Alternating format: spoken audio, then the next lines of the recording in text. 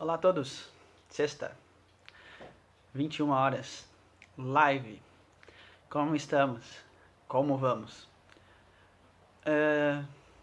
Hoje vou rememorar a quem já é um acompanhador, quem acompanha já o canal há um bom tempo. Vou relembrar as lives de quarta-feira. Lembrando que quarta-feira, normalmente, ela vinha com uma finalidade de trazer alertas, de trazer algumas questões pontuais. E é o que eu pretendo desenvolver nessa noite. Uma atitude, uma postura de reflexão diante do hoje, do agora e o que é necessário para o futuro.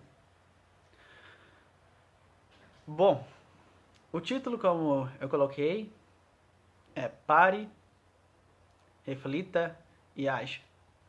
É uma sequência fundamental para que a gente possa começar a modificar as coisas. Porque se hoje estamos cansados, se hoje temos dificuldades, se hoje estamos esgotados, é porque não seguimos a regra do parar, refletir e agir. Isso é fato. Isso é fato. Diante das instigações que eu fiz aqui no grupo, que até algumas conversas,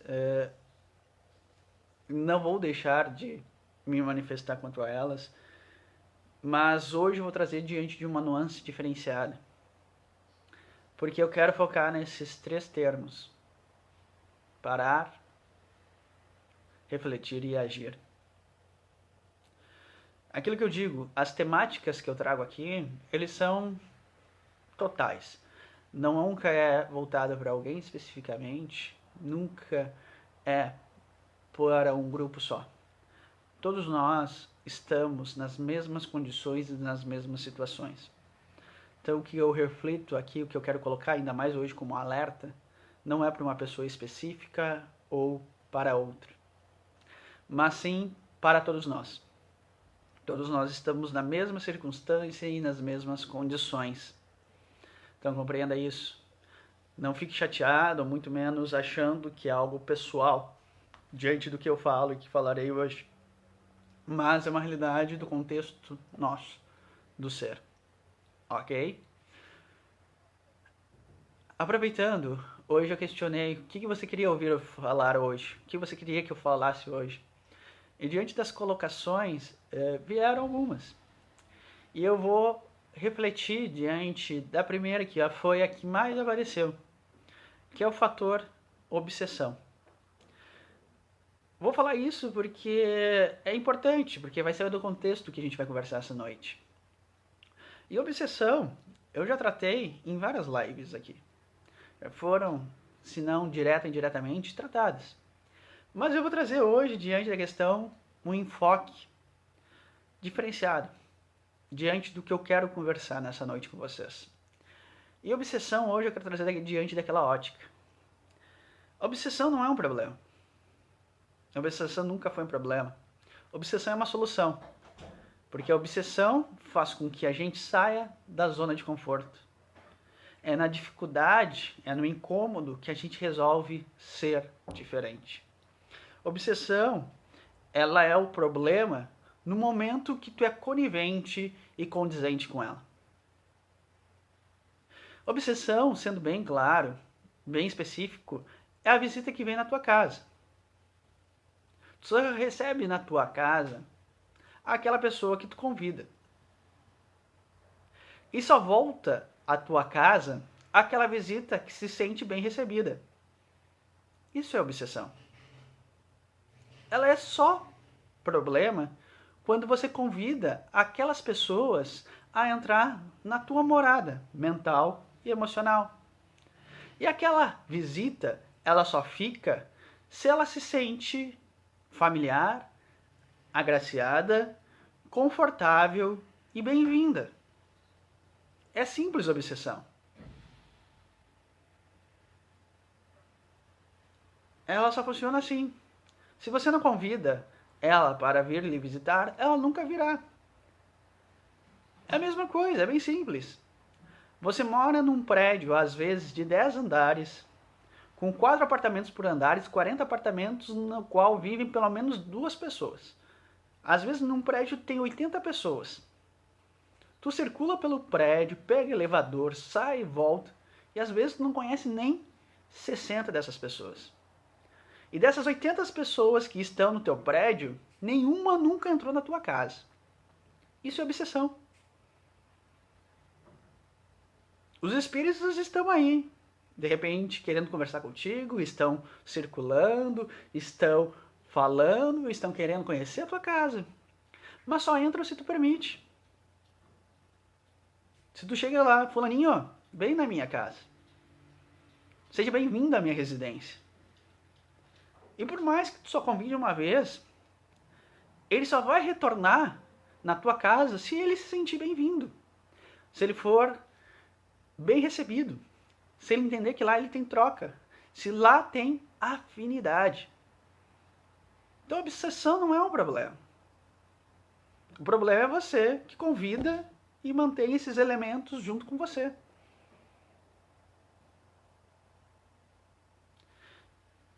E a pior obsessão, na verdade, não é nem aquela obsessão de um terceiro sobre você, seja vivo ou morto. Mas eu vou dizer assim, ó, a grande obsessão, o problema de obsessão de fato, se eu tiver que considerar, é a nossa obsessão. É a nossa obsessão em não querer mudar, é a nossa obsessão em querer mudar os outros, é a nossa obsessão em não aceitar a realidade, é a nossa obsessão na fuga, é a nossa obsessão no materialismo, é a nossa obsessão no desculpismo. Essa é a grande obsessão que é problema. Simples. Esse é o grande problema obsessivo. É a gente obcecado em não querer mudar. E é por isso que eu quero falar em parar.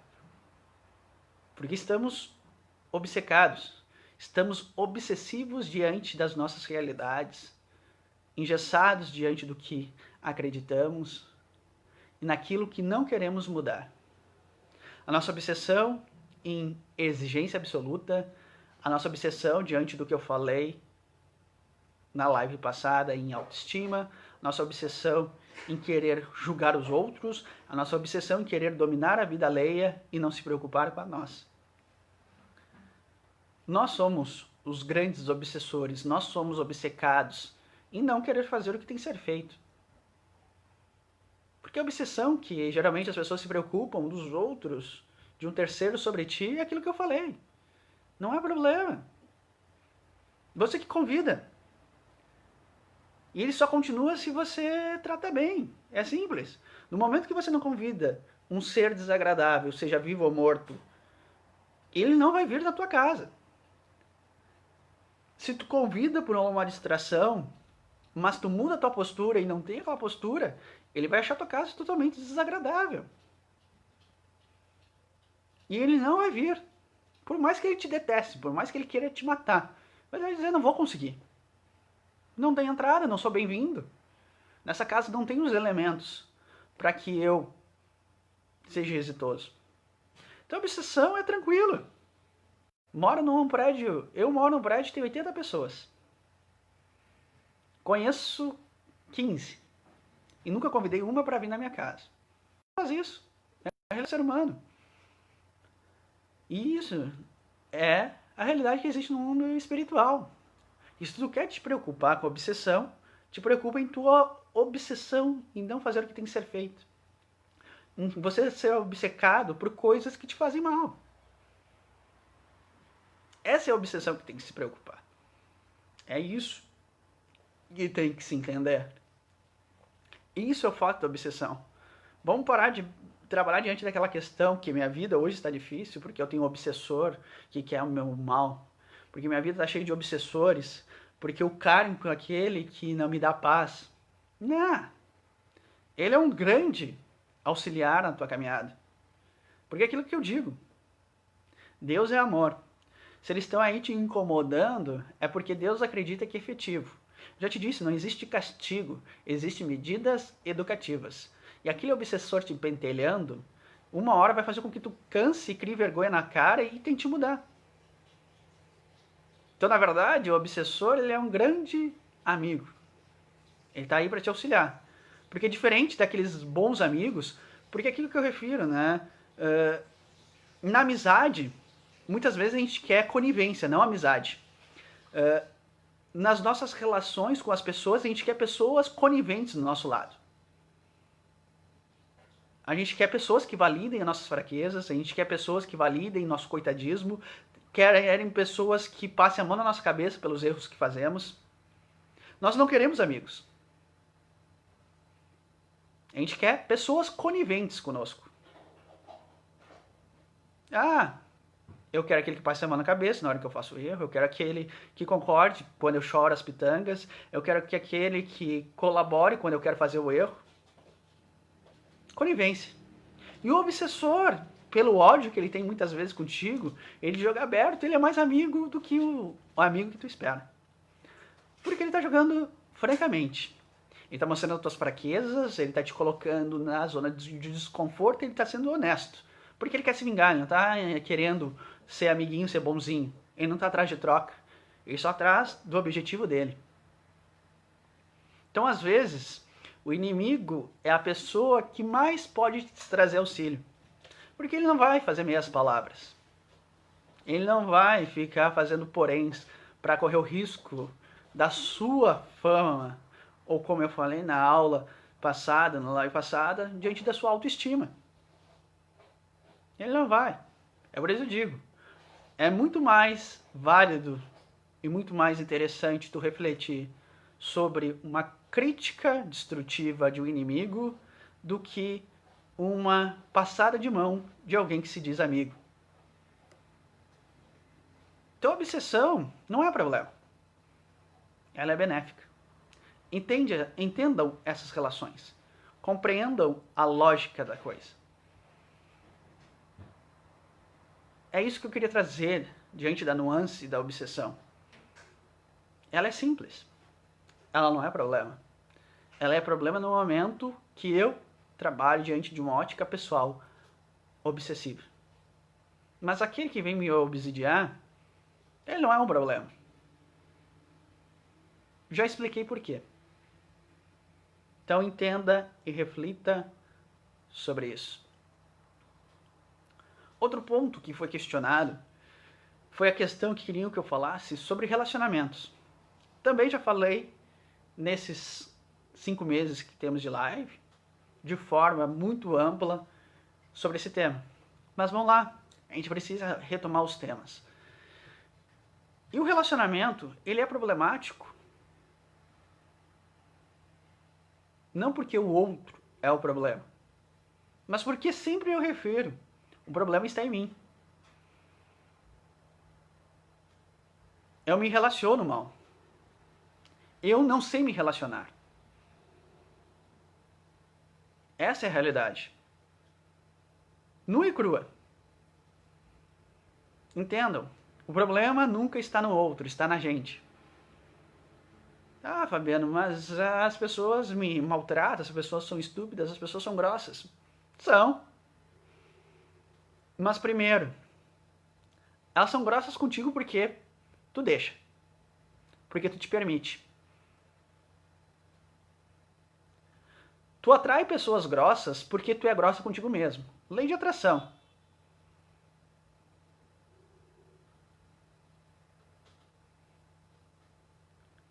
E já podia acabar por aí. Ah, mas isso é um ciclo. Todo mundo que aparece em volta de mim, eu tenho problemas. Sem sombra de dúvida. Se tem problema com todo mundo, é porque tu tem problema contigo. Se tu não aceita os outros, é porque tu não te aceita. Se tu é ranzinza com os outros, e aí eles são ranzinzas contigo, é assim. Lei de atração. Uma questão de postura pessoal. Eu me relaciono mal. Eu tenho problemas de relação com as pessoas porque eu me relaciono mal. Me relaciono mal comigo. E diante do meu conflito pessoal, eu externo para o exterior. É fato. Você tem pessoas ruins em volta de você porque, primeiro, você vibra de forma ruim. Você se trata de forma ruim. Isso é lógica. Uma pessoa que não se ama não terá pessoas amorosas na sua volta. Uma pessoa que é extremamente exigente não terá pessoas fraternas e de perdão à sua volta. Mas ok, vamos lá. Eu sou uma pessoa tão boa, eu sou tão prestativa, mas sempre tem alguém me usando. É você não sabendo se relacionar, dando limites. É você entendendo que não sabe dizer não. É você, diante do seu processo, não tendo tolerância. É você não respeitando que a pessoa tem o direito de ser como ela é. É você querendo impor a sua realidade em cima do outro. É você, diante da realidade, entendendo que é soberano e Deus, e querendo impor a sua verdade e a sua vontade sobre todo o contexto em volta. Porque hoje nós não nos relacionamos bem por dois motivos bem claros. Eu digo, o primeiro, porque a gente não se relaciona bem conosco mesmo. No momento que a gente não é satisfeito com a gente, no momento que a gente não é tolerante com a gente, no momento que a gente não tem amor com a gente não tem com os outros. Eu sempre refiro para os meus alunos e nas minhas lives, nos meus vídeos. Cara, não adianta tu dizer que tu me ama. Eu sempre vou te perguntar, e tu te ama? É isso que eu quero saber. Não adianta tu dizer que me ama. Eu quero saber se tu te ama. Porque se tu te ama, eu posso pensar que de fato tu me ama. Nós não nos amamos. Então, temos problemas em relações. Ok? E aí, o problema 2. Nos relacionamos sempre com uma ótica de poder. Sem sombra de dúvidas. Em tudo queremos ter poder. Queremos mandar, queremos de fato que o relacionamento, as pessoas que estejam em volta da gente, sejam como a gente quer, como a gente entende como certo. Geralmente, agimos em relacionamentos de forma extremamente egoísta, infantil e imatura. Todo mundo. Já começamos aí pela relação familiar, né? Que eu vejo que é a grande questão. É os filhos querendo mandar nos pais. É os filhos não respeitando os pais por a sua história. E os pais não respeitando os filhos pelo fato que ali, por mais que seja mais novo, há outra história. Já começa a competição familiar. Né? Os pais se achando soberanos e querendo impor a sua verdade absoluta sobre um ser que, por mais que seja do seu ventre e do seu espermatozoide, é simplesmente aquela questão orgânica daquele momento. Ali existe um espírito com toda uma história que tem que ser respeitada e lapidada. Os pais já entram com um fator de propriedade sobre o filho. Forma errada. E aí o filho cresce numa forma de repressão e quando ele fica maior, que ele se acha independente, ele quer virar o jogo. Porque os pais envelhecem, e aí quem envelhece entra na fase infantil, viram crianças, e aí tu quer ser agora o pai. E aí tu quer ter o poder. Quer impor a verdade para eles, quer te achar mais experiente, mais vivido, e querer que agora eles sejam como tu quer. Ou seja, basicamente tu repete o que eles fizeram contigo. E aí vai. E aí tu leva isso pra tua vida. Tu leva isso pro teu namoro, pra relação com teus amigos, pra aquilo que eu te falei. Na verdade, tu não busca amigos, tu busca pessoas coniventes. Aquelas que trabalham diante do fator que eu falei, da autoestima. É pessoas que te deem autoestima. As pessoas são todas amigas, elas são boas quando elas te dão autoestima. Quando elas te tiram autoestima, ou elas são honestas, ou elas não te trazem influência do ego, elas não são válidas. Então acaba a questão de poder. Então, novamente, já mato outro assunto. O problema somos nós. Novamente, somos nós. É hora de entender que o problema está na gente. Que o resto é pretexto. O resto é é floreio para tirar a responsabilidade da gente. Então entenda, as suas relações são uma porcaria por sua culpa. Você está extremamente obsidiado por sua culpa. E aí, meu amigo e minha amiga, não adianta reza e espírito de luz para te ajudar. Que é os dois outros pontos que foram referidos, que queriam que eu falasse sobre Evangelho no Lar e anjo da guarda, mentor. Meu amigo, não adianta rezar, fazer Evangelho no Lar, se tu não muda. Tu tem em volta de ti uma equipe espiritual, ou anjo da guarda que tu seja, que ele tá aí para ti. Ele tá aí para te ajudar. Mas a gente sempre espera a conivência. A gente quer o mentor, o anjo da guarda conivente. Porque os nossos pedidos sempre são diante de conivência. A gente pede que a gente tenha dinheiro, que a gente se livre daquela pessoa, que a gente pare de sofrer, que a gente não tenha dor, que a gente consiga por milagre um emprego, que teu chefe vá pro inferno, que o fulaninho morra. É uma questão, aquilo eu digo, a gente trabalha diante de conivência. Se não é com amizade, é com o mentor, é com o espírito. Mas não é assim que funciona. E meu amigo e minha amiga, se tua casa está aberta para obsessor, teu mentor não tem espaço. Teu anjo da guarda muito menos. E não adianta fazer evangelho no lar se a tua casa todo dia está infestada de ser.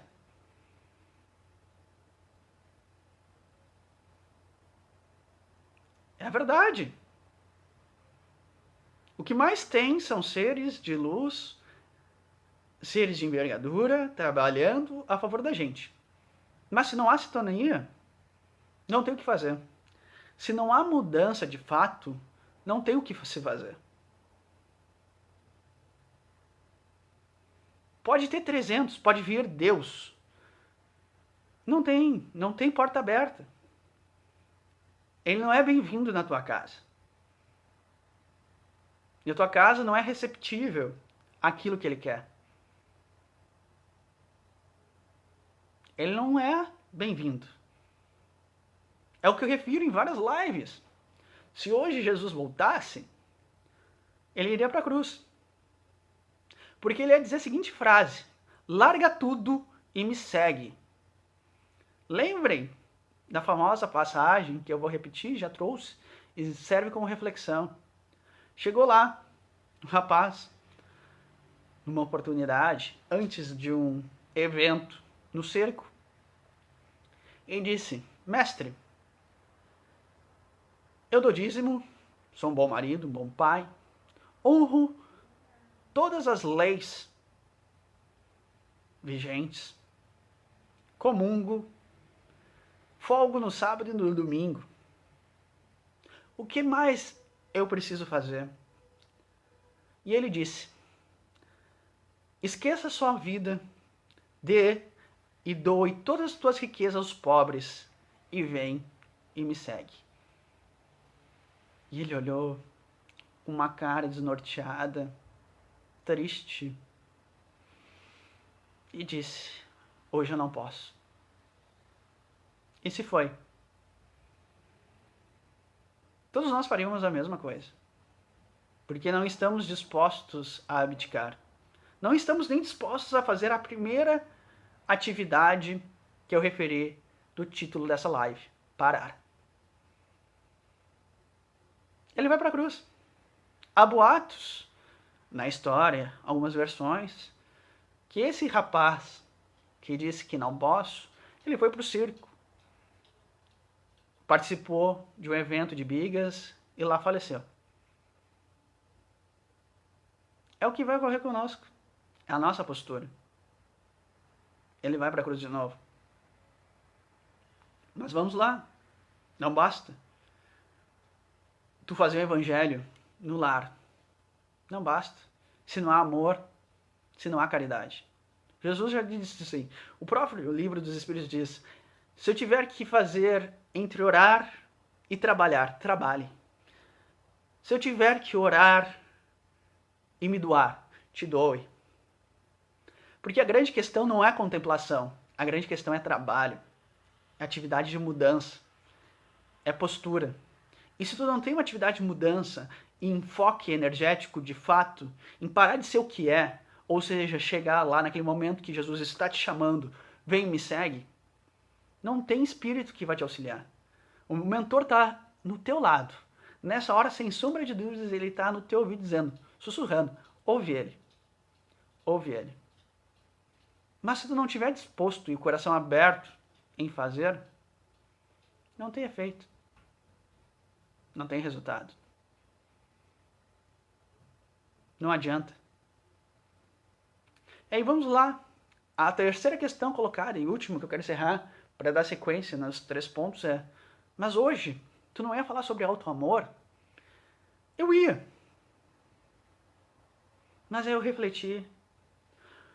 Como que eu vou falar sobre auto-amor se nem autoconhecimento temos? Como é que eu vou falar de algo tão profundo se nem o básico, o raso fazemos? Como é que eu vou falar de auto-amor e amor? Algo tão profundo, o máximo do teu apogeu, se a gente não tem nem autoconhecimento. Eu não sei quem eu sou. Eu não sei de fato o que eu quero. Na verdade, eu acho que eu sei o que eu quero, mas na verdade não sei porque eu sou infeliz mesmo sabendo o que eu quero. Falta de autoconhecimento. E é por isso que eu trouxe esse título. Pare. Pare. Pare. É um alerta. Eu disse que a live de hoje seria um alerta. Pare. Nós já estamos aí em 5 meses de quarentena em um processo pandêmico. Quem não está assistindo ao vivo, nós estamos num período de Covid-19, mês de agosto. Aqui no Brasil começou em março o processo e ainda não entendemos o verdadeiro significado. Não paramos. Não paramos. Não é o parar no sentido, vamos ficar em casa porque para aquele que nós amamos. Não, não é essa frasezinha. É parar para refletir. É chegar hoje e dizer sim, parei. Parei com tudo que até hoje eu fazia. Vou criar silêncio. Vou limitar-me. Porque hoje, aquilo que eu digo, repito, dizem que a gente vive numa sociedade extremamente impulsiva e imediatista. Eu digo que nem mais isso a gente é. Porque quem é impulsivo e imediatista, pelo menos tem uma atitude. E hoje a gente não tem nem atitude, porque a gente vive de forma refratária. A gente vive hoje de uma forma de hábitos robóticos e nós vivemos de uma forma reagente. A gente reage a tudo, né? O importante é manter aquela minha média. Tô na média, é tranquilo. E aí eu fico nos hábitos, repetindo. Aquela vida repetitiva, sem final, sem contexto, sem profundidade, sem questão. Tanto que é o que eu falo. Eu paro para as pessoas, tu sabe de fato, me fala agora rápido, coisas que tu gosta, 3 coisas que tu gosta muito. Me dá 3 características de quem tu é de fato. Ninguém sabe. Me justifica porque tu tem tal postura. Tu não sabe por que tá fazendo. Porque ninguém para. Porque ninguém reflete. Porque enquanto tu tá na zona de conforto, tu tá de forma robótica, tu tá trabalhando diante do hábito. E aí quando vem alguma circunstância que te tira do eixo, tu reage. Isso que faz. Hoje se faz isso. É viver de uma forma cômoda, confortável, na preguiça, sem querer trabalhar de fato, para manter aquela média básica que tu entende suficiente. E aí tu reage quando te tiram da zona de conforto, quando te incomoda. E aí são aquelas questões básicas. Quando toca tua autoestima ou teu ego e tua vaidade. Ah, Fabiano, mas eu sou depressivo, eu tô em casa, desanimado, sem força. É a mesma coisa. Assista minhas lives anteriores. Todo mundo trabalha diante de uma ótica, de um interesse. A grande questão é, qual é a posição que tu te coloca na vida? Que tipo de animal é preponderante na tua existência? Caça ou caçador? A caça é a pessoa que se retrai. A caça, para sobreviver, ela se faz de morta. Ela se esconde, ela vai pro buraco, ela corre, ela dá a volta. O caçador é aquele que agride, que vai atrás, que aniquila, que mata. Simples. São interesses. É o evangelho de sempre. É a desdenha de sempre. Então parem. Parem. Ah, mas eu estou sofrendo. Sim, você está sofrendo porque não parou e não mudou. Já referi? Sofrimento é não fazer o certo. Só se sofre quem não faz o certo. Ah, mas eu tenho dor. Sim, meu amigo. A vida é de dor. Você vai ter que lidar com a dor. Você vai ter que conviver com a dor e fazer com que ela cure. Você está na Terra. Você está num planeta de provas e expiações, ou seja, de atividade física constante e de trabalho diário. Quem trabalha ralando de fato sempre vai ter dor. O problema é que não queremos ter dor. Não queremos lidar com a dor. Por isso que não paramos. Você vai ter que aprender a lidar com dor. Você vai ter que fazer a dor diminuir. E a dor só diminui quando se trabalha. É como eu falei numa live da história da maratona. Tem muita gente que quer correr 42 km sem treino. Quem treina vai ter dor? Vai. Mas uma dor suportável. E com o tempo, com o costume, nem dor tem. O problema é que nas questões da vida, a gente não quer dar dor. Nós queremos gozar. É o que eu falei. Nós queremos ir pro final de semana para competir com bigas. Não queremos perder tempo com a questão básica do trabalho. Aquele trabalho básico. Todos se dizem espíritas, cristãos, evangélicos, mas ninguém segue o que de fato o seu Deus fala. Ou, na verdade, muda o contexto daquilo que aquele Deus fala para trabalhar diante do interesse pessoal. Né? Usam aquela frase solta, que é conivente com aquilo que diz, e traz como verdade em vez de analisar o contexto. Que é o que a sociedade hoje faz. Trabalha diante de conceitos mínimos sem profundidade. É uma frase que se encaixa e se muda a filosofia do que tinha no assunto. Então pare. Mas pare tudo. Pare. Eu já disse. Você está tendo uma grande oportunidade de poder refletir e parar. Você não tem shopping center para fugir.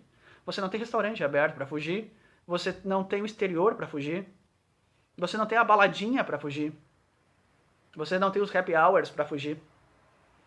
Então você está tendo tempo para parar. Porque é aquilo que disse, Jesus está dizendo, larga tudo e me segue. Ele nem está dizendo nem isso agora. Ele está dizendo com a pandemia, diz, para e reflete. Eu estou te dando oportunidade. Tirei todos os teus vícios básicos de fuga. Para te não ter a desculpa e fracassar. Porque eu sei que tu não é capaz. Porque tu não vai trocar a sexta-feira à noite da tua saída para ler um livro edificante. Tu não vai deixar de assistir a porcaria do teu vídeo ou do teu Netflix para ler uma obra boa. Então eu tô te ajudando. Botei nesse mundo um vírus para minimizar a tua possibilidade de fuga.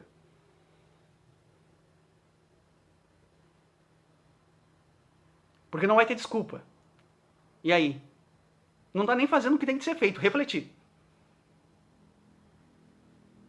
É por isso que eu digo. Ele volta e ele vai para a cruz.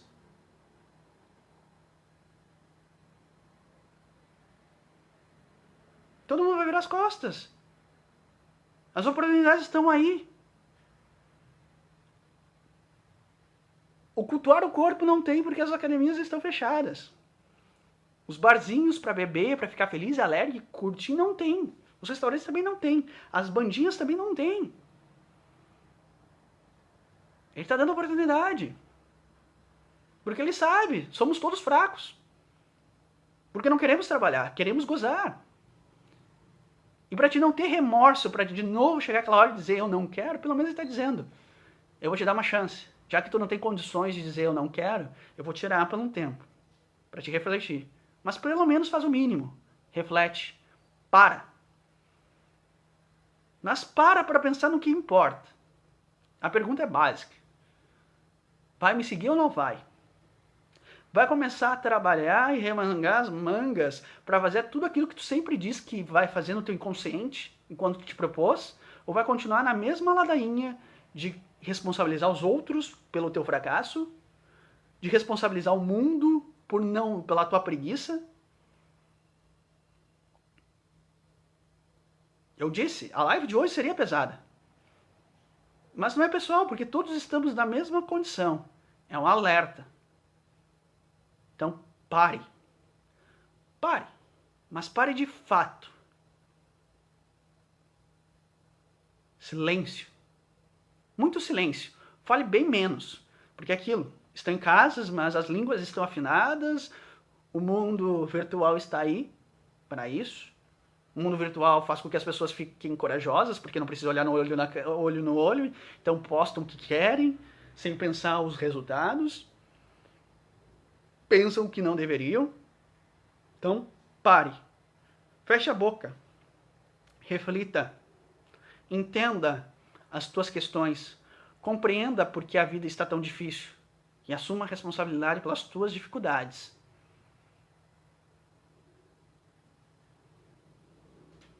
Porque temos que chegar ao ponto 2. No momento que tu para, é hora de refletir muito. E muito sério. Entender que hoje a tua vida, sem sombra de dúvidas, ela é mais formada de equívocos do que de acertos.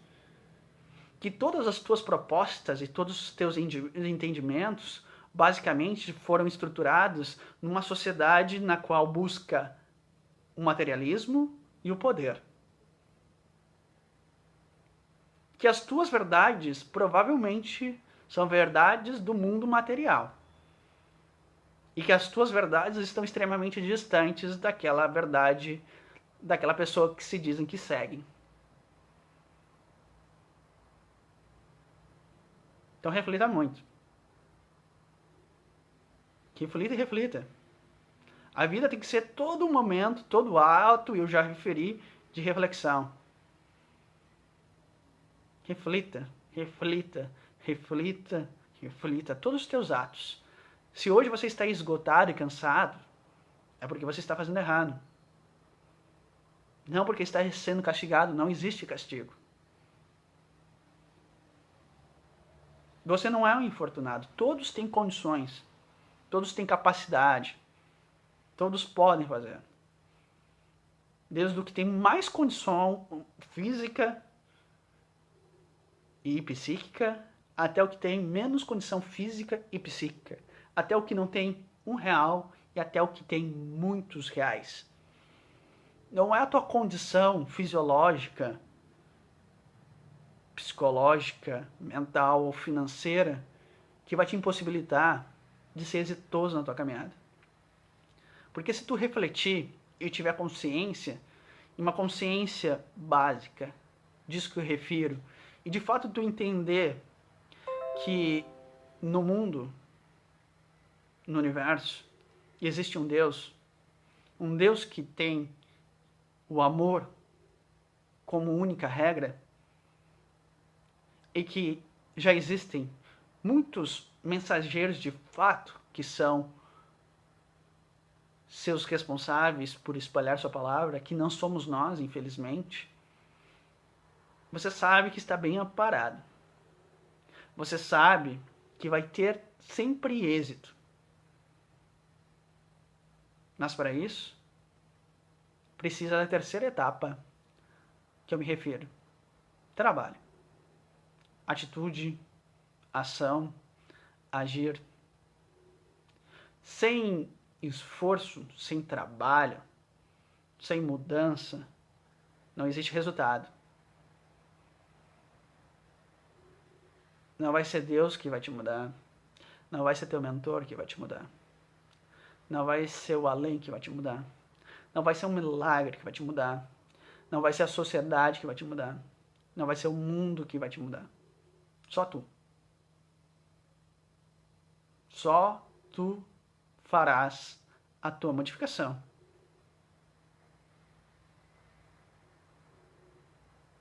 Jesus foi claro diante da proposta dele.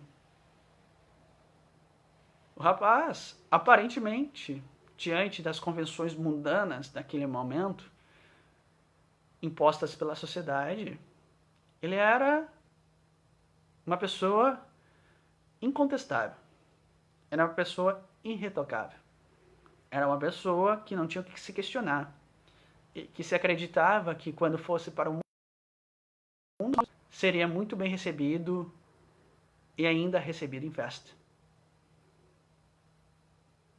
Mas, diante da expectativa do mundo e a própria dele, quando ele chegou a Jesus, ele fala algo totalmente inesperado daquilo que ele queria. E ele diz: dê todas as tuas riquezas aos pobres. E no momento que ele diz isso, não é simplesmente as questões materiais, não só o dinheiro que ele está se referindo, mas ele diz: te liberta desse mundo material que tu te apega. Te liberta dessas tuas convenções sociais que o mundo oferece e que tu acha tão prazeroso e que tu usa como desculpa para não mudar.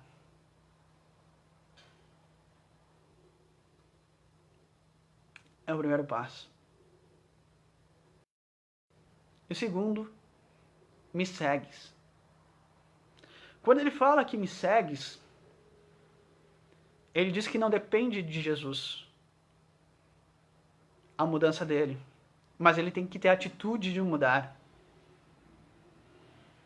Ele precisa se libertar e ir em busca dele, não ele em busca dele.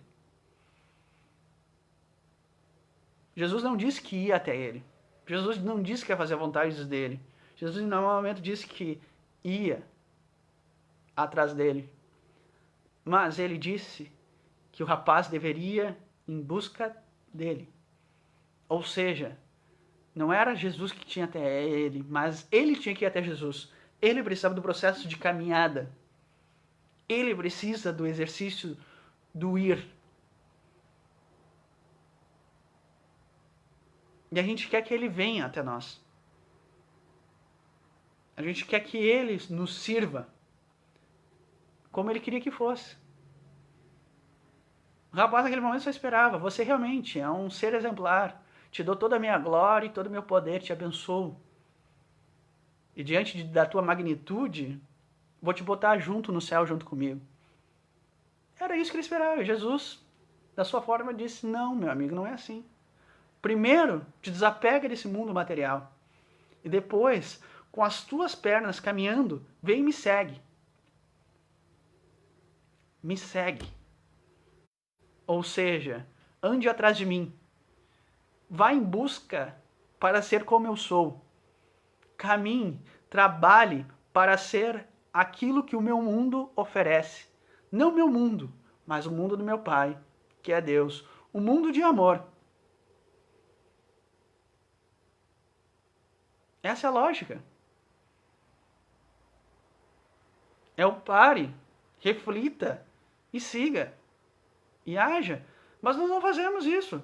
Nós queremos lá aquilo que o rapaz queria. E nós olhamos com aquela cara de tacho para Jesus. E aí, na maior cara de pau, a gente diz uma desculpa. Domingo eu tenho uma corrida de bigas lá. Fica para próxima. É o que fazemos todos os dias. Todo momento, todo ato. É por isso que a vida tá difícil. É por isso que todo mundo tá sofrendo. É por isso que as coisas não acontecem de coisa fácil. Por isso que todo mundo tá ansioso ou depressivo. Porque no fundo todos querem correr de biga. Ninguém quer fazer o de fato o processo. E a gente põe as desculpas nas questões mais triviais. É o obsessor, é a distância do plano espiritual, é as pessoas que não colaboram, é o mundo que é difícil. Mas é simples. Vence esse mundo, te desapega e caminha à minha sombra e haja, reflita, que será exitoso. Essa é a regra. Esse é o fato. Mas não. Não quero. Não é pra mim. Não sou capaz. Essa teoria, Fabiana, é extremamente, como muita gente me diz, ela é anticientífica, ela é fanática, ela é absurda, ela é extremista. Capaz, Fabiana. Esse teu extremismo religioso fanático. Meus amigos, vocês têm o direito de achar o que quiserem. Mas se você analisar de forma honesta, ela é muito lógica. Se não for lógica, me prove a felicidade que você diz que tem, o que tão de errado tem no que eu refiro. O problema é que aquilo que ocorre é o problema do ser humano. Como Jesus dizia, muitos vão ouvir, mas estarão surdos. Muitos verão, mas estarão cegos. É o estado de sono que a psicologia espiritual chama. Estamos dormindo para as questões essenciais. Estamos cegos e surdos para os nossos compromissos. E está batendo aí. É uma pandemia, é um sofrimento, é uma depressão, é uma ansiedade, é um problema físico, é as dificuldades. Mas para que se importar com isso? Por quê? Então entendam. Obsessão não é um problema. Relacionamento não é um problema. O contato com o além superior não é um problema. O problema está na nossa atitude irresponsável com a gente mesmo. O problema está naquela postura que a gente vem tendo diariamente, que Jesus vem e diz a todo momento: larga tudo e me segue. Então entenda, não ache desculpas. Não se ache mais merecedor ou melhor do que de fato é. Pare, você tem a oportunidade. Pare e reflita. Reflita diante da sua posição.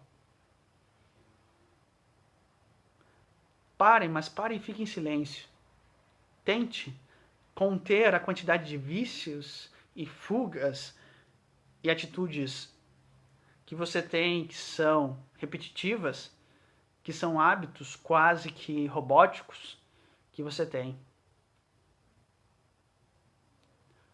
Aprenda a conviver com o silêncio. O silêncio faz bem, porque quem está em silêncio está pensando. Quem está pensando está refletindo. E entra no passo 2. Reflita muito. Reflita contra todos os seus conceitos, com toda a tua realidade. E nesse momento de refletir, não te menospreze, não te diminua. Porque é aquilo que eu falei. Isso não é a realidade de um, é uma realidade de todos. Não só sou eu ou você que está negando Jesus a todo momento, mas todos nós. Então você não é pior nem melhor que ninguém. Na verdade, estamos todos no mesmo barco. Um barco que está afundando. E estamos ignorando que ele está afundando. E todos juntos nos afogaremos. Reflita. E reflita. Mas acima de tudo, entenda, sem esforço, sem dedicação, não há mudança. E saia dos desculpismos. Entenda que foi o que eu trouxe no início, você é responsável por tudo. você tem condição de mudar tudo isso. Não existe burrice, não existe dificuldade, não existe castigo. Existe falta de trabalho. E o trabalho é nosso. Não espere que os outros façam para você. Saia do teu trono de poder, arregace a manga e vá para a luta. E eu informo isso da importância do trabalho, trazendo a história de um dos apóstolos de Jesus, que é Paulo de Tarso. Paulo de Tarso é um dos apóstolos que não viu ele em vida. Ele não teve a oportunidade de ter convivido com aqueles 12 naquele momento. Paulo de Tarso é um ser que entrou no segmento, é uma das maiores referências no apostolado a Jesus depois dele ter sido crucificado. E Paulo de Tarso tem uma história emblemática e muito bonita, porque ele era uma pessoa letrada e de extremo conhecimento das leis da época. Ele era uma das pessoas na referência, no credo do local e das escrituras. Ele foi uma pessoa que por muito tempo caçou cristãos, aqueles que apoiavam Jesus. E ele, diante daquilo que ele entendia como verdade, e era verdade porque era a lei deles, ele aplicava a lógica, tanto como aquele rapaz que Jesus disse, larga tudo e me segue. Ele foi lá, e diante da verdade dele, ele ia atrás de seguidores de Cristo. E muitos deles foram executados por ele. Até que numa estrada, num emblemático dia, obviamente estou contando a história de uma forma contextual, não da forma fatídica dos detalhes, mas para vocês entenderem. Num emblemático dia, Paulo de Tarso estava na estrada, indo naquela forma obcecada por acabar por aqueles que seguiam ele, e do nada ele vê um clarão que o cega e vê uma voz. E essa voz é de Jesus. Paulo, por que me segues? Por que quer me eliminar? Naquilo, Paulo entra num conflito total diante daquela questão. E ele cai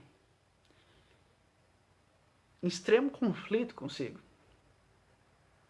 E nesse processo, ele precisa se libertar para o mundo dele. Ele precisa sair daquela realidade, aquele mundo materialista de conceitos terrenos. E ele começa o processo dele de reflexão diante do aparecimento de Cristo para ele. Mas a história, quem conhece, às vezes não conhece os detalhes, as minúcias dessa história. Paulo, da noite para o dia, não deixou de ser a quem era. E muito menos da noite para o dia passou a ser alguém totalmente venerado a Cristo. Mas ele foi em busca de Pedro. E lá, inicialmente, foi dito para ele: tu não serás o apóstolo. Da noite para o dia tu não vai começar a pregar as palavras dele. Porque isso não existe no teu coração. Porque tu não tem trabalho. E Paulo, por muitos anos, foi designado a viver numa comunidade onde que ele ficou entendendo o que é humildade, o que é trabalho, o que é esforço, o que é suor. Ele passou muitos anos trabalhando como tecelão, fazendo tapetes e tecidos por dias a fio, de forma humilde, porque ele precisava de esforço, ele tinha que sair daquele desapego, do luxo que ele tinha, porque ele era rico, sair daquela dogma de conhecimento e palavras que ele tinha, porque ele precisava trabalhar, ele precisava agir, e o que foi feito para ele. Com muito suor e muito trabalho, criando calos na mão, criando rugas, perdendo toda aquela pompa fisiológica que ele tinha, para depois, de fato, ele começar a comungar do que Jesus queria. Porque aquilo que é dito, o grande segredo é, tu precisa te libertar do mundo. É o que eu venho dito. Dalai Lama disse, quando eu falo daquela história da vitrine de joias. Você precisa vencer o mundo, não conquistá-lo. Mas o problema é que todos querem conquistar o mundo. Todos querem as pessoas as adorando, fazendo aquilo que elas querem, tendo aquilo que te dá prazer e te faz feliz. Mas Paulo, para ser um verdadeiro cristão, ele tinha que entender o grande valor do trabalho. O grande valor do sacrifício, porque sacrifício é diferente de sofrimento. Porque o sacrifício é doloroso, mas é aquele doloroso que no final das contas, no final do dia, tu diga, bah, como foi produtivo, como foi útil, como foi digno o meu dia. E tu dorme com prazer. Quanto tempo não se faz isso? Quanto tempo as pessoas não têm essa postura? E Paulo teve muito tempo e foi obrigado a essa situação para entender essa filosofia. Porque o verdadeiro trabalho, o verdadeiro conquista está diante do teu suor, do teu trabalho. Nós hoje ficamos reclamando porque estamos nos nossos empregos e aí somos empregados em vez de nos dedicarmos com amor àquela profissão. Nós queremos que ela seja como gostaríamos. E se estamos insatisfeitos, não saímos e arregaçamos as mangas para ser felizes. Mas isso é irrelevante diante do que eu estou falando. O que eu quero trazer é o contexto. Paulo teve que trabalhar muito, para depois, com humildade, começar de fato a compreender a filosofia do grande mestre, para começar a aplicar. Até o grande dia que ele diz, Deus habita em mim. Não sou eu que mando, mas Ele que manda. Ele é o grande responsável pela minha vida. Mas para isso, não foi simplesmente dizer, não vou mais te caçar e agora vou virar doutrinador da tua obra. Não. Ele teve que suar muito, trabalhar muito, criar calos nas mãos, para que tivesse de fato o resultado. E nós não queremos ter calos na mão. Nós temos desculpas. Nós queremos sempre achar um pretexto para não ouvir o chamado.